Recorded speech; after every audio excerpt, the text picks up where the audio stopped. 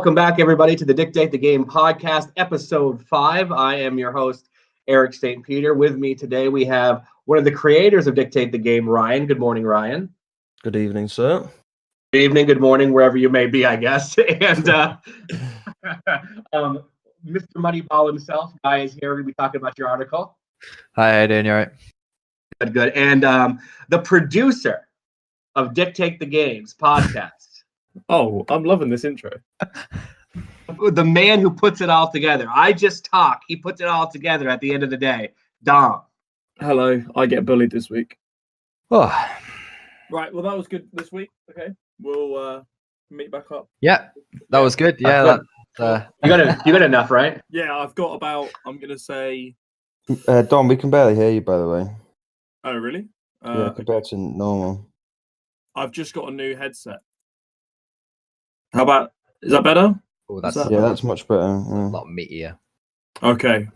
Well, I like that word, meatier. I think your other headset's better, to be honest. No, it is. My headset broke, actually, about 3 hours ago. So I've just had to go into town and buy a new headset, and it's an Xbox One, so clearly it's going to be awful. But Yeah, you're worse than Luke's. really, That's not it's possible. Yeah. It's not that bad. No, that's not possible. I was a bit insulted there, actually. But, yeah. I would apologise, but I can't. Luke is basically talking into a tin can with some string. Aren't you glad we started recording early, Dom? No, I've just been bullied. I don't like it. I don't like this at all. So let's I'll open it up. We can talk about we talked about Sarri potentially. I was saying that he was going to leave no matter what on one of the former podcasts, and he left. He's going to be going to Juventus next week. That's confirmed. We got Hazard. So like the state of Chelsea would be an interesting thing because what are they going to do now? They've lost their coach. They've lost Hazard, and they can't transfer anybody in for 2 windows.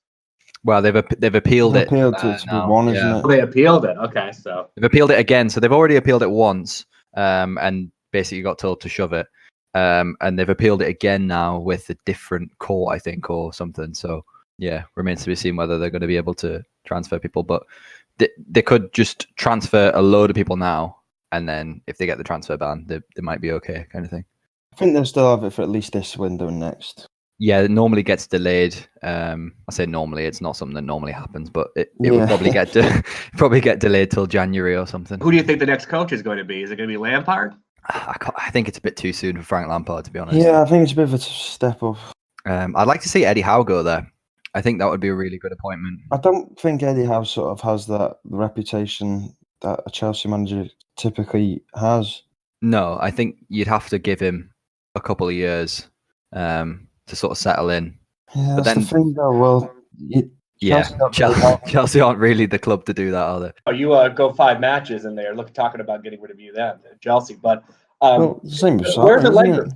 Well, yeah. I mean, where's Allegri? That could be an interesting appointment. Yeah, like straight swap. Yeah, I think I could see that probably. Yeah. He's been linked with the Chelsea job with a couple of press papers already in the last couple of days. Yeah, Because he kind of left Juventus without any kind of. He just wanted to leave Juventus. He didn't have any real place that he was going. So there's not too many jobs that are really available, high-profile jobs right now. Yeah, there's not too many. I think it's always sort of that loop where one manager will leave one club, another will leave another, and it's just like that sort of yo-yoing situation.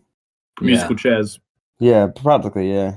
A lot of Chelsea fans aren't really happy with Sarri, but I don't know why. They finished 3rd with the 2 best teams that we've seen for quite some time.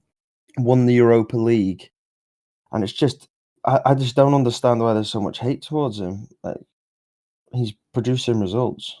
Yeah. Do you think it's his personality? Do you think it's the way he carries himself? I mean, I don't know. I mean, I don't know. He just sits there smoking cigarettes all day, doesn't he? That's what I mean. He doesn't really, and it's funny because my wife is a Chelsea fan, and when he got appointed, she says, "This is the guy. This is the guy that's going to be, the manager of a London team in a posh area that is highly successful. This is the guy with his sloppy dress on the sidelines, smoking cigarettes all the time."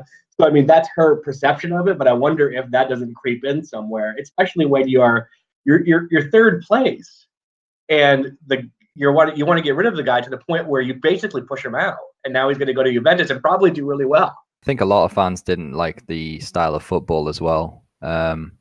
Like moving Kante out of that defensive midfield role and not giving the youngsters a chance as well was another thing that people were sort of put off by, I guess. Speaking to some of my friends who are Chelsea fans anyway, that was their main sort of criticism.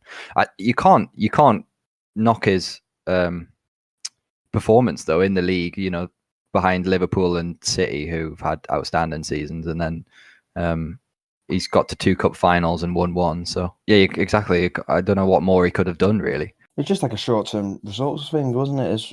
I don't think he ever set himself up to have that long-term future at the club. Most Chelsea managers don't. It's almost sort of a quick fix, and then they've never really had someone sort of long-term. Who was the longest-term Chelsea manager that you can remember? Mourinho?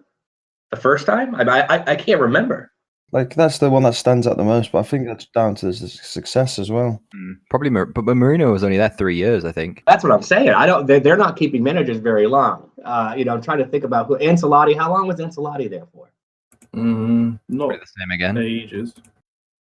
Oh, can you hear me clicking? Yes, we can hear you clicking. What? So? Yes, it's fucking annoying. Oh. What? Have I got Luke's headset or something? Seriously?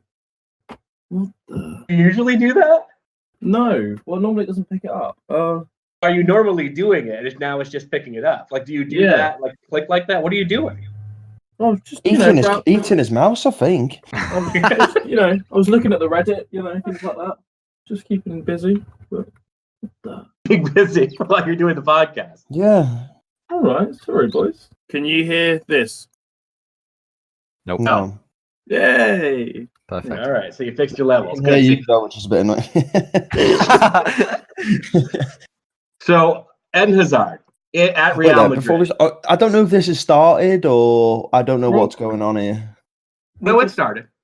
Oh, it started. We can just splice it all together. Yeah, I was going to say, yeah. Like, cheers, Tom. Did I make another sound then? Or? Oh, you mean no, editing, like right? you didn't know the editing in that because it's quite choppy. Yeah, it's okay. This is my punishment for getting this mic. So. Yeah, it is, to be fair. You should have got that one that I've put in the... Oh, I suppose you just have to wait. I had 3 hours. That's all right. Go to Amazon Dispatch and say, I want this right now. I'm sure they would have definitely understood. Hi, I make a podcast once a week that gets less than 200 views, and I need it now. Less than 200 makes it... Does that mean we get like 150?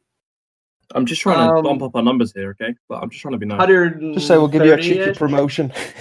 Yeah, we'll put them on the We'll put your link in the description. Yeah. So we haven't got Luke here, so we can't talk about the Luke Humes Bakery sponsorship. I get 10% off at Morrison's, if that's for any consolation. Well, that's nice. Sponsored by Morrison's this week, then. I guess we should ask Ryan though. Did the Humes Bakery sponsorship come through for the website? Unfortunately not. A few logistical issues there, but I'm sure we can arrange that with Luke, and he will be more than willing to sort us out. And then a lot of contract stuff. Yeah, well, instead of doing a podcast, we'll do cake reviews. Oh, you had me at cake. We're gonna need some summer content, so that could be. Yeah, that's true. Yeah, yeah, the off season. Yeah, anything that could be loud in the background, we'll want to do. Eating, tapping, we can, do. It'd be like our ASMR. Oh, I'd be great. ASMR episode. I'm sure that'll get the views in. That would good on well, yeah. Can you imagine Luke just going, no, for like an hour? Yeah, no, don't like it. Oh, I was going to say, when Luke is on, usually we're basically doing ASMR anyway with doors closing and opening. True. This isn't Bully Luke week, okay? We do like him. Just he's off. Oh, it's Bully Dom week. Yeah, I seem to have taken that position. Picked up the mantle. Oh dear. All right. So should we talk some Football Manager then? No. Yeah, what's that? We had a couple of successful articles on the website this past week. One of which was one that I wrote about a Libero diamond tactic, which we can talk about. Also, Moneyball Part 2, which is what everybody wants to talk about. Yeah, I think that is the sort of thing that we all go for. The Moneyball sort of hit off really in the community, which is really good. It's been really nice to see so many engagements as well. like new followers, new interactions, and a lot of people tagging their friends and stuff in the articles, which is really, really cool. Guy, writer of Moneyball. So really the second installment of the series, you're getting into how you use your KPIs and where you set up your tactic using them. So if I haven't read the article yet, which obviously you can at dictatethegame.com, what is it that you want to explain to people about using your KPIs to be able to set up your tactic using Moneyball in your FM save? And then we'll talk about actually the success that you've seen using your tactic in being able to really do quite well in the league, not scouting in a traditional way. So I tried to base the KPIs, like I've said previously, like try to base them on what I want from each particular role. So I'm playing a quite similar tactic to yours, actually, Eric. It's like a 5-3-2, I guess, with a 5-2-1-2, I guess you could call it, with sort of like Carroleros in central midfield, and then a trequartista behind two forwards. So yeah, just trying to split up that tactic into different positions and roles, and then decide on my KPIs from there. You had a lot of success with it. So tell us how to go about using your Moneyball theory, I guess, in playing FM19. If I wanted to use that myself to be able to work a save, what would I do first? So the first thing to do really is set yourself up a spreadsheet. That's something that I've been talking about, sort of bringing out a plug and play spreadsheet so you can use it yourself, which I've had quite a few comments saying that people would want to see that. So that's something I'm probably going to look out for the next blog post in a few weeks' time. So yes, setting yourself up a spreadsheet. First of all, deciding on what KPIs you want to use for the tactic. So really knowing your tactic inside and out is probably the first step. Knowing what you want each role to perform within the tactic. Then from there, deciding how you're going to look at statistics and look at the KPIs that you're going to use. And then from there, exporting all the data that's available in Football Manager to do a bit of analysis and sort of comparisons in a spreadsheet to, use those numbers to influence the signings that you do. So the way I did it in my spreadsheet was pretty simplistic, was just to sort of rank everyone that I'd scouted out of however many there were in that particular position, and then kind of highlight the top 10 or 15 just to give me an idea of who was performing well in what kind of areas. So yeah, that's probably the best way I would say to it's quite a simplistic way of looking at it, but also it does kind of give you a rough idea of which players are performing well and which players just aren't worth looking at all. If I'm going to start with I want to do a 4-4-2. I want to do a simple 4-4-2, 4 at the back, 4 midfielders. I want to have supporting fullbacks in the back 4, supporting attacking wingers, and my normal 2 strikers at the front. Where should I look? Should I look at the wings as a group together? Because I noticed in the article you grouping your positions in the field. So are the fullbacks and the wingers at that point in the same group, and I should look at the same KPIs? And what KPIs should I look for? So I would say you're probably going to want some similarities across the KPIs there and some differences. So fullbacks, you're not going to be too interested in how many crosses they're completing, because if they're just supporting, then they're not going to be the ones putting the crosses in. Your wingers are going to be the ones putting the crosses in, for instance. Your wingers, I suppose you would be interested a bit in their tackling ratios, but maybe not as much as you're going to look at the fullbacks. Heading, you're not going to be interested in whether the wingers are winning headers or not, but that's something that the fullbacks will need to do.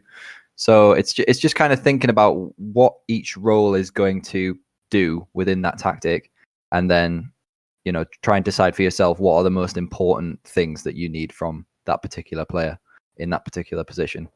So are there some master KPIs that you really want across any person on your team? Because like you said, you wouldn't necessarily want the heading for the fullback, but you would for the winger. You wouldn't necessarily care so much about tackling for the winger as you would for the fullback. But are there some are there some KPIs across the entire team that you look for when you're setting up? That one that popped up for me all the time was like passing and passing completion. I didn't intend for it to, but it just kind of every single position I went to, I was like, oh, he needs to be able to pass it. He needs to be able to pass it. So, for instance, my centre backs is not going to be the most important statistic there, but it is kind of still important. So it's just kind of thinking about the weighting of them. So there might be some stats that you find crop up everywhere, but they're not going to be as important in some positions as they are in another. So, for instance, my trequartista is going to be really important in terms of his key passing and his pass completion and that kind of thing. Whereas, one of my defensive centre backs might not be that important, but it still a bit important. I think also I'm playing like quite a short passing game. My strikers aren't too tall, so I kind of want to be working the ball into the box and keeping the ball on the floor. So that's, again, something I've thought about, where passing accuracy and completion is going to be important in my team. This is really, for me at least, one of the most, I would say, realistic ways at looking at Football Manager. Because if I was going to set up, if I was in being a real life manager of a football team and I wanted to set up my players, I would have maybe some scouting that would be similar to what goes on with Football Manager. And I know that some clubs use the Football Manager for scouting in general, at least part of the thing. But you're going to be looking at the players that you have and what they do best and putting them where you want them to be. So really, to me, it's very similar, the way that you're playing right now, to a realistic way of how you're going to set up a team. Yeah, I would say so. I don't really want to plug other pods on the pod, but I listened to One More Game pod the other week with FM Samo, and they had the chief scout of Partick Thistle on, and he was saying, he plays a lot of FM, and he was saying that the main thing they're missing from scouting in the game is this sort of data side of things and looking at statistics. And he was saying, there's not an easy way to just pull up who's got the best, dribbles per 90 minutes in the league. It's difficult to just pull up those stats and have a look at the players. So that's something that FM could maybe look at in the future, making it a bit more interactive with looking at statistics, or a bit more, because the data is there to use, but it's just a ball ache to use, so no one uses it. It's much easier to just look at, oh, this guy's got 18 pace, 18 acceleration, great flair and whatever else, so I'm going to sign him. The attributes are straight there when you look at a player, so that's what everyone uses to sign players with. So yeah, if the data was that easy to look at as well, then I think you'd see more people doing scouting this kind of way. I mean, you could look at a player in real life and say, wow, look at that. We were talking about Hazard earlier. You could say, look at his dribbling. He's a flashy player. He's got a lot of flair, but you're not going to be able to quantify that. You're not going to be able to say, like, he's a 15 flair in real life and, sign based upon that like you would in Football Manager. So it really is a different way of looking at how to play the game. And I think that that's part of the reason it's been so successful and been so popular at dictatethegame.com. Yeah, I think so. It's kind of that line between sort of general scouting and sort of the data analyst kind of scouting as well, where you're getting sort of a different look on a player. So for instance, there's one player I've signed who I've talked about quite a bit. It was Jamie Ortiz, who I signed just over this January window, that's featured in my second post.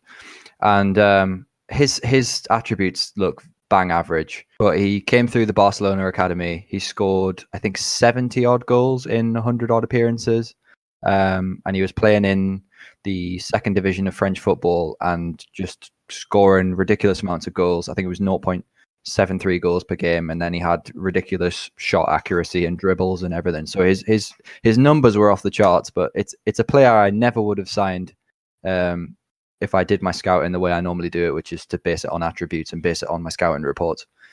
So it's going to be really interesting to see how he sort of develops during the save. He's already got 4 goals in 6 appearances, I think, already. So he's hit the ground running straight away. So it's always interesting to look at playing the game different ways. It's a game where I feel like a lot of people feel like they know the game inside out. And they know how they play and what way they play, and it's just it can get quite sort of monotonous. So I think finding a way to play the game differently can be really interesting. I've certainly found this really interesting. So, and that really is the fun of it. I mean, we're talking on the last podcast. Yeah, we're talking about on the last podcast. Well, how is it when you approach a new save? How do you approach it? Do you look at when you're setting up your tactic? Do you look at the players you have and then put a tactic in, or do you have a tactic in mind and then sign players that that fit that tactic? And again, I mean, apples and oranges, whatever way you want to play. But this is to me differently. This is to me different because this is a whole new way. And by the way, if you haven't seen both of the articles, they're on dictatethegame.com. A whole new way to play in a hyper-realistic way. Do you feel like you have better sort of results from using this sort of method of trying to sign players rather than go into based on completely attributes alone? To be honest, I haven't played enough games since January. That's understandable. Yeah, to see any sort of results this far. But I mean, like the Jamie Ortiz guy, he's been the revelation because like I never would have signed anyone. Like I think he was like 2.5 stars and 3.5 star potential. Like I literally wouldn't have even looked twice at him, but the stats were there. So he's going to be the one to follow. I think certainly the one I'm going to be looking at to see if whether it's successful. I'll base it on him basically. Yeah, it is weird because his attributes aren't like standout compared to the other players you've got, but you seem to be doing better with him in your team. Yeah. And I think Football Manager I think in the next couple of years they will start changing it. So when you do get analyst reports, it is a little bit more in depth, and it will probably compare your current players to that actual player, and in terms of his pass completion. Yeah. Obviously, it's still out of context because they're both at different teams, play different styles of football. You've got different players. Some are more technical than others. Yeah, but that's another thing. I think it will eventually turn. You'll have your main scout report, which are based on your like reports and like say like goals and assists and whatever, and then your analyst will be a bit more detailed in terms of like your cross completion. Yeah, and all the little minor statistics, which will sort of depend on what you sort of want. And I think that would be a really good thing. I think that the introduction of the data analyst role was really good, but I do think that it needed to be slightly tweaked in the sense that it's not really providing much information. Like, especially when you're looking at like opposition matches and stuff and how they set up, and it gives you kind of like, oh, this is the way this is their formation and this is how they pass. But there wasn't really much information there, and it's really difficult to try and interpret. Yeah. A lot of time they can give you like, oh, he's the 17th top scorer in this division, and it's like, okay, well, what does that even mean? Like, is he better at scoring than my striker or not? So the stats are there to be used. It's just I don't think they've been implemented to the best that they could be.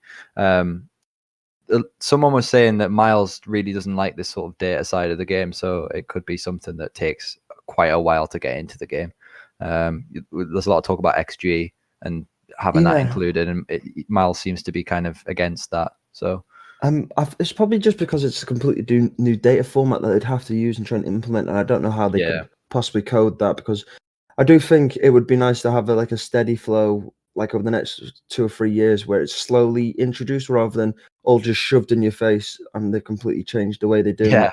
Because I know there's a lot of players who just sort of play like a plug and play sort of thing, so this won't really appeal to them, but the sort of hardcore gamers who play like countless hours and waste, well, I wouldn't say waste, the majority of their spare time does go on this game.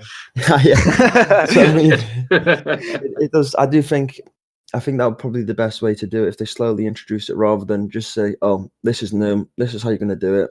Yeah. And then there'll be like a couple of guides, but you're slowly introduced to it, and then it all just comes on gradually.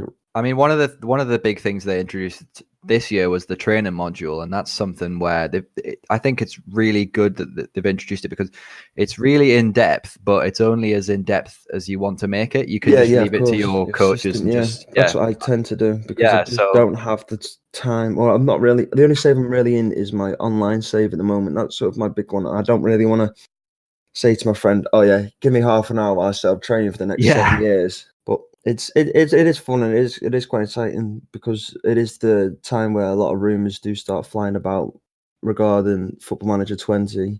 Yeah. So it'd be nice to see what happens. Football Manager off season is upon us. And before we talk about Monday's article, the Libero Diamond Tactic, I want to just let you know that all of these things that we're talking about are available at dictatethegame.com. Dictatethegame.com is your one-stop shop for Football Manager. Not only do we have stories, we have great, insightful articles like Moneyball. We have tactic articles like we're going to be talking about. So you get a little bit of everything at dictatethegame.com. So check it out if you haven't, and tell a friend. Dictatethegame.com, also on Facebook and on Twitter. And on YouTube. And on YouTube. And SoundCloud occasionally. And on SoundCloud occasionally. And Spotify. And Spotify, don't forget that. That was funny. That was good.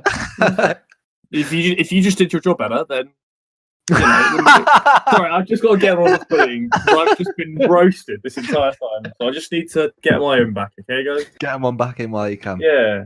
So, do we want to talk a little bit about the tactic, the Libero Diamond Tactic? I mean, I think it is very similar to your Moneyball tactic. Yeah, it really is. And I didn't intend it to be that way. No, not at all. No. Oh, I don't think I'd even released my tactic. Yeah, so yours went out before mine, so it looked like I just copied you.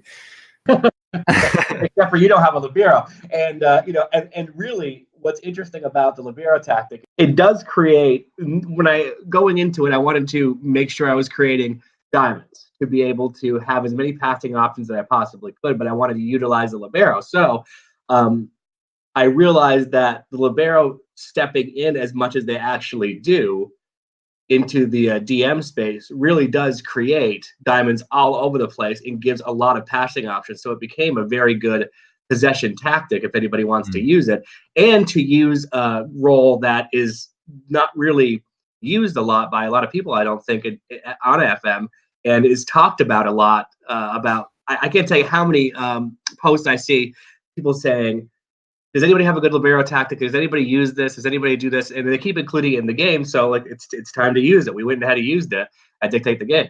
Yeah, it's a role that I've never really used at all. I tend to be quite sort of boring, I guess, in my tactical approaches. I stick with what I know.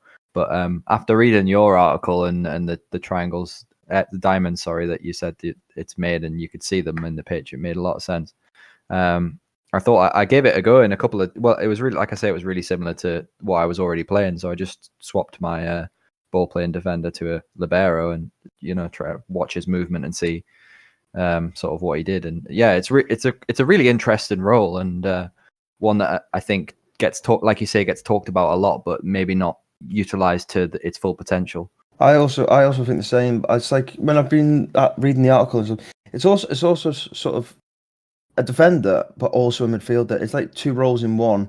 And I think that why most people don't use it is because even when you're playing with three defenders, you don't want it to be too offensive, because typically you have wing backs there, and they're bombing them forwards. And I also think people are kind of put off by the fact that it's a attacking role in defence. So you just assume that because it's attacking, they're just going to go wandering off. But it is interesting, like you say, with the diamonds, and it essentially creates triangles all over the pitch. And so if you've almost got an option going forward and backwards, so your goalkeeper can distribute to anywhere, your midfielders can drop back and knock it into the Libero, and it seems like it would work. But I think if you tried that in a lower league, he's just I don't know what will happen. It's definitely one of those. Very technical. Yeah, you need to play. You don't really get when you sort of get these youth academy players coming through, you don't tend to see that their strongest position is a Libero. So it's something that would have to be trained early, or if they have the natural statistics for it, or attributes. Sorry, if they have the natural attributes for it, then you could probably half train them. But it is interesting. But I just want to know why you decided to use the role. Why did you think, this is the role that I want to use, and you'd have success from it? Well, I like the idea of formation shifting from offense to defense in general. I like the idea of that. I like the idea of something becoming a 4-4-2 from a 4-3-3. And it seems like you can do that with those dynamic roles, like a Libero role. So if you look at some of the graphics of the article, it does start to look like a 4-3-3 in attack, just tight with a lot of diamonds. So you get that kind of look of almost like a Guardiola type side when he was playing at Barcelona, with the compactness and the diamonds and the triangles all over the place.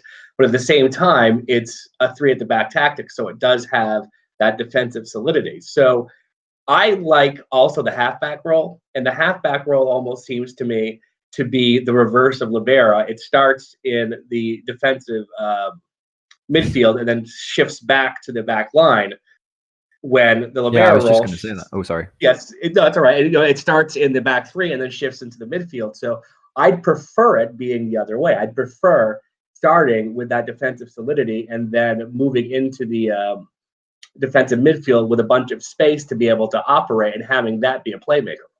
The halfback's a role that I've used once or twice, and that, like you say, it's like almost the opposite of the Libero, where it's dropping from the defensive midfield into that centre back slot, and that can be really effective if you use it with sort of really attacking wing backs from the sort of defensive strata, and then they can bomb on a lot, and you can cover with that sort of defensive midfielder. So, yeah, the Libero is another one that I think you could probably utilize it with.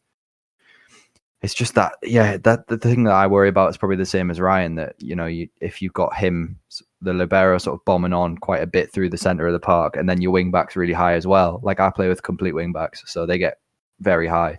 You can often sort of get caught on the break. How did you find it defensively? Because I've been using it quite a lot with my Crystal Palace save, and I've been conceding a lot of shots. So how did you find it? I know I'm sort of lower bottom half, so it's kind of should be expected, but I am conceding a lot of shots. How did you find it defensively? I find it solid defensively, but also I'm playing with a team like Juventus who has great center backs. I think you have to have great center backs, and you have to have a great goalkeeper too to be able to worry about one-on-ones. Because if you look at in comprehensive view how the Libero is actually playing, it's not as offensive as you may think it is.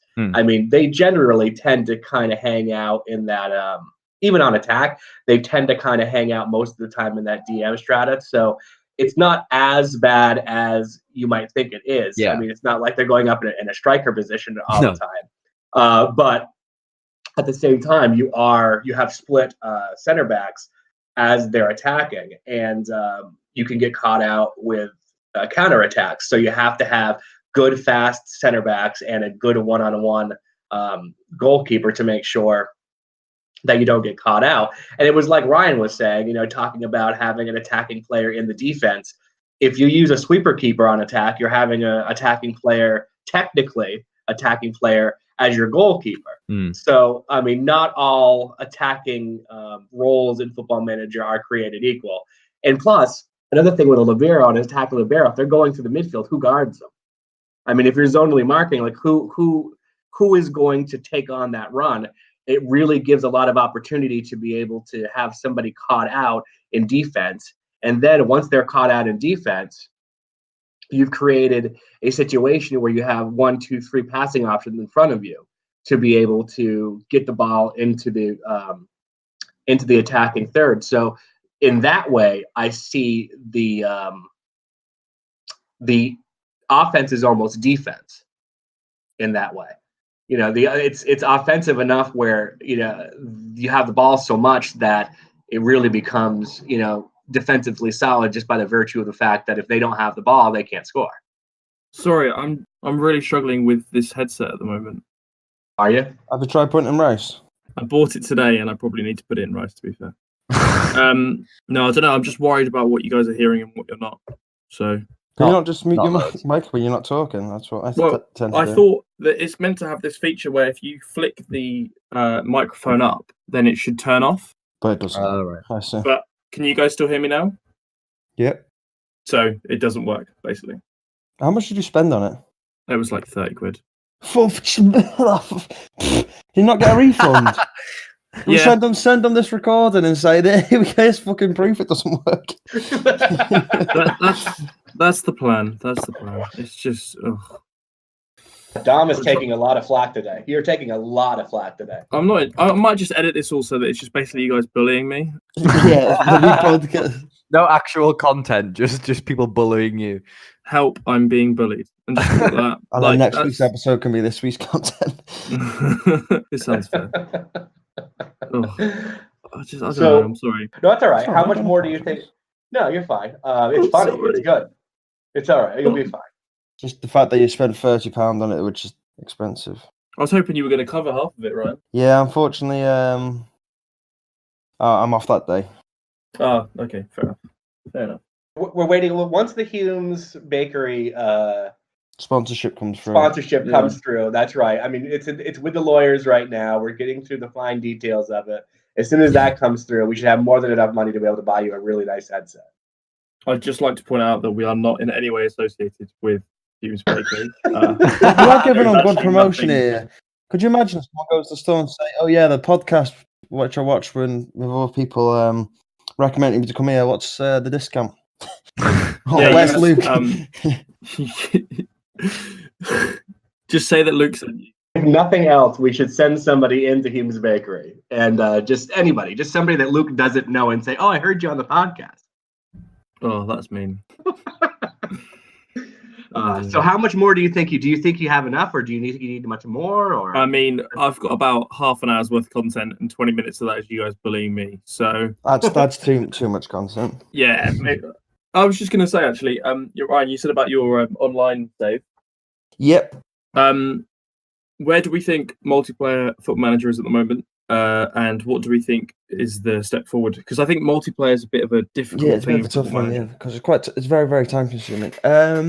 I think I play in an FM league as well, which is really well organised, and there's a lot of problems because we use touch. The teams are exported because we do like a draft, and then the teams are exported, and then we use them exported teams into a game. But often the game completely freezes and you can't get out of it. And it's happened a few times on touch when I've had my separate saves with online people. And because you can force results in that, that's what we tend to do, but it doesn't always go in the way you want it to do. I'm not sure of multiplayer. I think because it's so time consuming and it's hard to get people on at the same sort of time, it's always, I don't know if it'll ever take off where you've got like 5-10 people on a save at the same time, but I do really enjoy it. I do much prefer that because it's almost, you're competing with yourself to better yourself, but you've also got whoever you're playing online with to really give you that like kick up the backside to like say, I'm going to get promoted and you're going to get relegated. So sort it out basically. Whereas if you're on your own, it's a bit like, no one's going to see me get relegated for the 7th time in the run. Or you're online. That goes everywhere. Never happened to me. Yeah, he says. No, I haven't. Have you, Guy or Eric, have you guys played multiplayer before much? Or? Yeah, I've played it quite a bit with some friends. Just on FM18 at the minute, we're still playing. And yeah, like Ryan was saying, we've had quite a lot where if you try and watch other people's games, it'll just freeze and you have to leave the game and come back in. Yeah. I don't know. It could be so much better, but like Ryan says, it's I don't think it's that popular really in the grand scheme of things. But and it's peer to peer at the end of the day. So if the person who's hosting doesn't have the greatest connection, your delay is horrendous. But I think they're ever going to make a dedicated server just for where you're both connected. Which I don't think there's a need for. Well, I don't think there's a need for it really. You play with 2-3 people usually on like an online save maybe. They don't really need a serve for that. If someone whoever's hosting it will, because the internet is so much better these days than it was say 5 or so years ago. I don't think you're really gonna have any problems unless the person who's hosting is downloading. But it is quite frustrating when you are connected and you'll press a button 4 hours later it'll load and then they're like, "Oh, you're hurrying up." It's like, "Oh, I can't physically do it because I'm so far behind." But I do enjoy playing online. It's this is the first season, the first time I've done a proper save on the full game, because normally I do it on touch because it's a lot more streamlined. And so unemployed, it's just easy because you don't have to sort your staff. It's just you get an assistant manager and he basically has his own coaching staff. And the full game, we created 2 teams in the Vanamora National League North and South, and we're both in the Premier League now. My friend's competing for the Champions League Europa spots, and I'm sort of just trying to sail into the mid-table and avoid relegation. But he got taken over before me, so he sort of had boost the finances before me. So when he was in the lower leagues, he had the sort of reassurance of the board, which kind of boosted him up a little bit quicker. Whereas mine didn't come till a little bit later, and he was getting like the league titles, and I won it through playoffs, and like on the last day of the season, I got into the top spot. So it is definitely fun. I really do enjoy playing online, but I don't sort of know what direction it could possibly go in. I feel like for a game in 2019 now, there's a lot of drive to include like multiplayer content. Well, I think that's what most games are now. Like, a lot of it makes some money. Then it's sort of like, I don't know, I probably shouldn't talk about like FIFA and stuff. They say they make all these big career mode changes, but they never do. So it's almost the same. I don't really like playing against a computer because it just seems so. You sort of know not to cheat the game, but you sort of know how the players sort of work on it. Yeah. So it's not really fun, and I don't really think the manager side of FIFA is any good at all compared to Football Manager. But that's the whole focus. I'm just glad they don't have like an ultimate team on Football Manager, which I think would probably work, where you sort of get like packs and stuff, and you went online with your team. But I don't think. That would. It would be it's a good idea, like, but I just don't think it would ever materialize because they get so much stigma for saying, "Oh yeah, you're charging for packs after I spent much money in a game." But I think it'd be quite cool to see if you did do something like that. Yeah, that would be quite cool. I feel like Football Manager is quite a lonely game. Actually, it's very kind of like you're on your own. Like obviously, there's like things like the Reddit and like social groups and stuff, but I feel like it's quite a independent game, and it's not really very. I agree. It's difficult to create like kind of a podcast or things like that about it because it's actually quite. This podcast is quite good for things like people playing Football Manager, like listening to this whilst they're in the back. Yeah, of course, yeah. Then at the end of the day, because you don't have the sort of shared experiences as you would online. Because you can't say, "Oh, do you remember that game we played?" And say for example, on FIFA again, we won 3-2 on like pro clubs or something. You don't really have that sort of common ground. You sort of have, I've won promotion, but you don't really know the sort of depths or the time it's took to get promoted because no one else can see that apart from yourself. Imagine, I was just trying to work out if you could do like a pro clubs but for Football Manager, but I don't think that's really possible because all different members of staff. Yeah, assistant manager. We are being overloaded in midfield. That would be Luke. Luke would 100% be the. Yeah, we need to try a more direct approach to play. But like I said on the online sort of thing, I do think it would be good in the whole actual grand scheme of things to have the ability to, when you do sort of unemployed, you start off, you can like get under 21 jobs, under 19s and stuff like that. But again, I think that would only really appeal to the sort of hardcore players. Like if you plug and play, you want to get to the top as quick as possible. You don't want to be starting at the bottom. I know you can do like internationals, but it would be cool to do clubs as well because I think it'd be really cool to do an unemployed save. Or start at the bottom and try and work your way up the football ladder that way. Like because a lot of managers do it. Yeah. I agree. Definitely. So. I don't know what you think of it, Eric. I don't know if you've played online or you have any sort of thoughts on that sort of situation. I'm sorry, I was on Reddit. I wasn't really. Oh wow! This is completely unacceptable. No, I'm kidding. You guys use the Reddit very much, or? I was just joking. No, I mean, I would. Reddit, yeah. It's all right. I mean, I'm not a big Reddit guy. I was just saying that because of you earlier. But I would like. I would like to see like a dictate the game league. If we were able to do that, I mean, Dom has brought it up before. That would be cool to be able to do that. But I don't know if it's really set up to be able to do it in a way that's entertaining for people to watch. It would be good, and it's definitely something we can sort of develop off the podcast because I don't think people want to know our future plans. No. But yeah, no, I mean, we've done, me, Ryan and Luke have done a multiplayer save in the past, which we've mentioned it before, but it was quite good fun. But it was fun, but it's just very, very time consuming. Which if we were going to do anything, it'd have to be on touch because it's so streamlined. Because we've got people in America, we've got people in the UK. It makes it very difficult to like time things. Even just recording a podcast, it's quite difficult. So you've only got like a certain window to actually record it. And so for the latency as well. If Eric and Eeyore were trying to connect to like one of our someone's server, they're always going to have a delay. Yeah, always. even with super fast internet, you're always going to have a delay. That's something that they can look into. Just move to the UK. Yeah, all right, Just move to the UK. All right, can I crash on your couch? Yeah, sure. I You mean, can stay in my bed with me. Oh, sorry. We'll rent a caravan somewhere. Put cameras in. Oh, that sounds awful. I would really dislike that.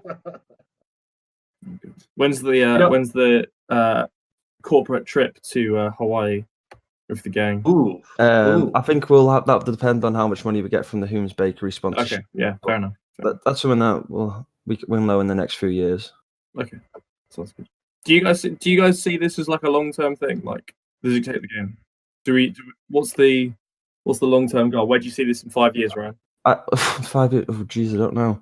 I originally set this up sort of just a bit on the side in uni because I had spare time, and then I never really thought it would get to the stage where we've had so many people contact us, so many people like appreciate the work we've done, because at the end of the day, this was set up for fun, but it's really gone really serious now. So we've got like 9 different writers essentially, with a couple of guest posts every now and then, getting like all-time record views. We're doing a podcast. We're doing a bit of everything really. It's actually really good because I think for a lot of people as well, when there's Football Manager content, like you say, you play it on your own, so you always are looking for ways to sort of improve your game. But it's the same with like writing. I feel like creating like a community within a community is really good, and I've met so many people like from the FM charity event, which I still speak to, and I've like really enjoyed like sort of bringing a team together and seeing everything materialize. Because when we started, although probably some of the writing was really good, but it's just how you can come on leaps and bounds, and it's really good experience really. Like to get your article seen by thousands of people is like quite mind-boggling, considering the game is quite a niche game. It's not like the biggest game in the world. So I really enjoy it, and I feel I'm quite proud of like creating a team where I think everyone feels valued, apart from Dom and his mic. Honestly, I thought we were done with that. I really thought we were done with that. Like, that wasn't even needed. That really wasn't needed.